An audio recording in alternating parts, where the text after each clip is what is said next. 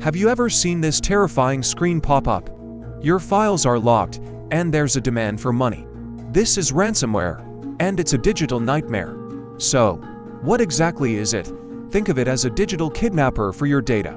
It's malicious software that encrypts your files, making them completely inaccessible. The attackers then demand a ransom, usually in cryptocurrency, to give you back the key. How does it even get on your computer? Often, it sneaks in through phishing emails that look legit, malicious attachments disguised as important documents, or even by just visiting a compromised website.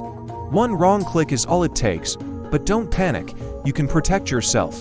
First, always back up your important data to an external drive or the cloud. Use reliable security software and keep everything your operating system, your apps fully updated. Most importantly, be suspicious of unexpected emails and links. If it looks fishy, it probably is. Stay vigilant, protect your digital life, and don't let the bad guys win. Thanks for watching, and be sure to subscribe for more tips on staying safe online.